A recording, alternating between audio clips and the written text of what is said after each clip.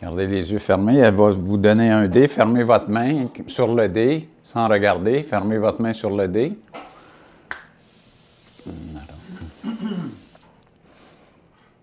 OK. Fermez votre main sur le dé sans regarder.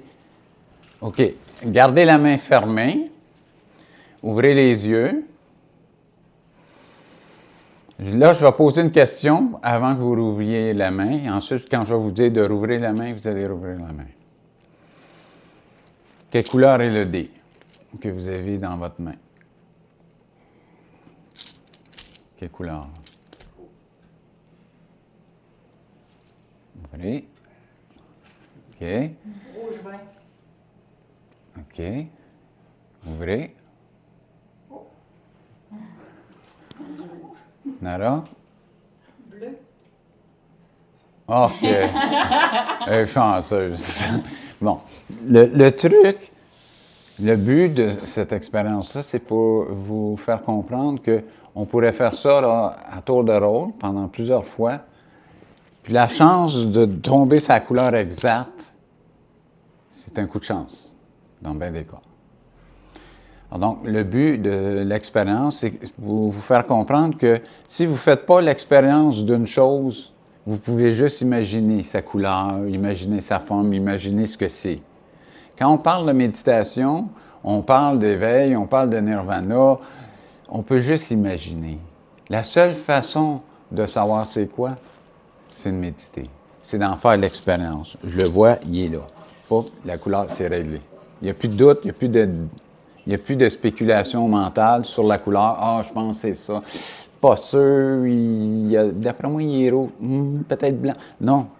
Rouvrez la main, la couleur, c'est réglé. Alors donc, l'expérience confirme vraiment ce que vous vivez. Fait que quand vous voulez comprendre l'essence de la méditation, bien, vous devez méditer. Vous voulez comprendre c'est quoi le nirvana, vous n'y arriverez pas avec votre tête parce que c'est au-delà des mots. C'est une expérience trop intime. Alors donc, je peux dire à n'importe qui le mot nirvana, mais un va imaginer le groupe de musique, l'autre va imaginer un état idyllique, l'autre va penser que c'est les bouddhistes, mais ça, c'est rien de ça. C'est une expérience intime de sérénité profonde avec soi-même. Et la seule façon de connaître le nirvana, c'est de faire l'expérience. Et une fois que vous êtes dans le nirvana ou dans cette expérience intime avec vous-même, vous ne pouvez plus en discuter. Parce que l'expérience vous empêche de spéculer. Quand vous regardez la couleur, vous ne pouvez plus imaginer, vous ne pouvez plus spéculer.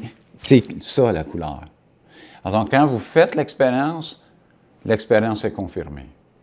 Mais si vous imaginez l'expérience, vous allez longtemps tenir la main fermée à imaginer toutes sortes de couleurs, toutes sortes de possibilités. Alors donc, le but, c'est faire l'expérience. L'expérience va confirmer ce que vous avez bien saisi. Puis quand on parle de nirvana, on parle d'un état au-delà des limitations. Alors donc, cet état, c'est une expérience intime de la conscience. Et comme on dit que la conscience, elle est pleine félicité, elle est le bonheur même. On ne chercherait pas le bonheur, comme je vous ai déjà expliqué plus qu'une fois, si on n'était pas ça. On ne peut pas chercher quelque chose qu'on n'est pas. Alors donc, le petit jeu du dé, c'est juste pour vous faire prendre conscience que si vous voulez vraiment comprendre ce qui s'expose ici, il y a un minimum d'implication de votre part face à vous-même. C'est face à vous-même. C'est pas face à qui que ce soit, c'est pas face à moi, c'est face à vous-même. À quel point vous avez le désir de vous connaître vous-même et de vraiment pas imaginer qui vous êtes, mais reconnaître réellement qui vous êtes. En faisant l'expérience de ce que vous êtes profondément hors de tout doute. Alors donc, quand on fait l'expérience de la conscience, bien des fois, les mots ne peuvent pas décrire. C'est comme si je bois de l'eau puis j'essaie de parler en même temps. Je ne peux pas faire les deux. C'est soit je bois de l'eau ou soit je parle. Alors donc, quand vous faites l'expérience de votre conscience, bien des fois, les mots, c'est juste accessoire. Parce que vous pouvez avoir la main fermée sur le dé, puis élaborer toutes les théories du monde. Mais toutes les théories vont tomber quand vous allez avoir la confirmation. Alors, donc, toutes les spéculations que vous entretenez dans votre mental, ils vont tomber au moment où vous faites l'expérience de votre conscience intime. Alors, donc, au moment où vous faites l'expérience de vous-même au plus profond, dans l'intimité, bien, tous les scénarios tombent, puis l'essence de la conscience se révèle. Elle n'a pas besoin de scénario pour exister, elle existe d'elle-même. Alors, donc, même quand vous dormez, vous n'avez pas le contrôle sur les scénarios. Mais la conscience est encore là à voir les rêves. C'est la conscience qui perçoit. Donc, la réalité, c'est pas ce que vous voyez réveillé ou couché. La réalité, c'est le témoin qui voit les scénarios. Donc, c'est quoi qui est plus réel? C'est-tu ce que vous rêvez la nuit ou ce que vous vivez le jour? Vous rêvez la nuit, c'est réel pendant que vous rêvez. Vous vous réveillez, c'est plus réel. Le jour, ce que vous vivez, c'est réel. Vous allez vous coucher, c'est plus réel. Fait que la réalité, c'est ni un ni l'autre. C'est celui qui perçoit le scénario. C'est pas le scénario. Que ce soit que vous rêviez couché ou debout, vous rêvez. Mais il y a quelqu'un qui perçoit le rêve. Et c'est cette personne, cette essence qu'on vise. Retour à cette conscience, témoin, mais de façon consciente. Revenir à cette dimension où là, on revient au berceau de la conscience. À ce moment-là, souvent, les gens vont appeler ça le retour à la maison. Parce qu'il n'y a pas d'endroit plus confortable que dans la paix et la sérénité de la conscience. La conscience, on peut méditer pour apaiser le mental, on peut contempler, on peut faire des mantras. Le but de tous ces exercices-là, c'est de créer ce qu'on appelle une catharsis. Une catharsis pour briser la chaîne du mental. C'est comme vous voyez ici, j'ai le mala. Vous ne voyez pas la corde, mais il y a une corde. Elle est là. Vous avez tellement de pensées, vous ne voyez pas la conscience. Vous voyez juste les pensées. Les pensées, ici, c'est les billes. Votre mental, votre esprit est rempli de pensées et vous ne voyez pas l'essence de votre conscience. Le but de la méditation, c'est de créer une catharsis pour ouvrir et voir la conscience qui soutient les pensées. Pas de fil, les billes tombent.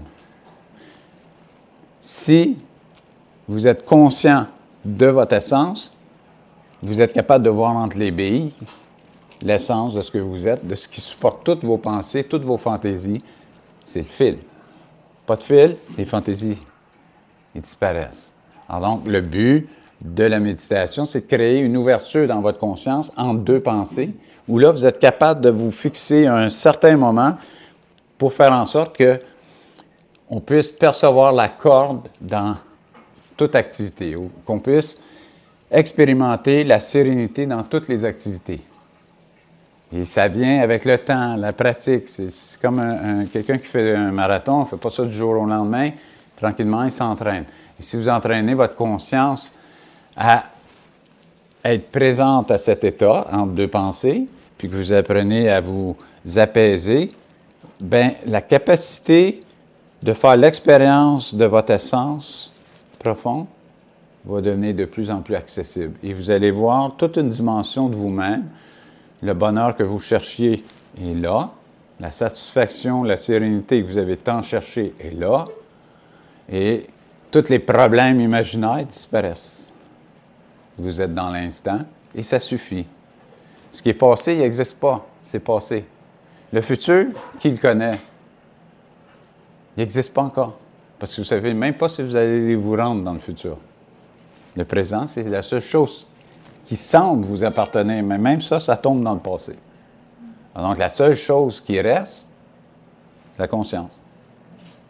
Et cette conscience-là, c'est elle qui, dans les philosophies orientales de la réincarnation et tout ça, qu'on dit qui survit au corps. Dans cette conscience-là, quand vous étiez bébé, elle était là. Vous étiez adolescent, elle était là. À l'âge adulte, elle est là. À l'âge avancé, elle est là. Il n'y a pas un moment où elle n'est pas là. Elle est toujours là. Puis quand le corps est rendu inconfortable, c'est comme une voiture. Quand la voiture est rendue abîmée, on change de voiture.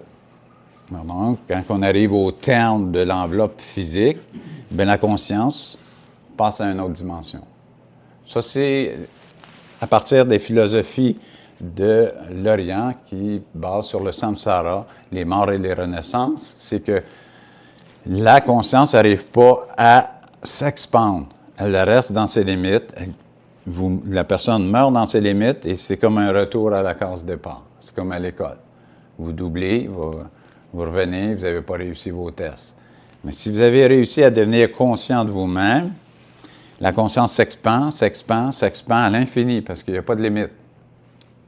Et quand vous arrivez au terme de votre forme humaine, vous sortez.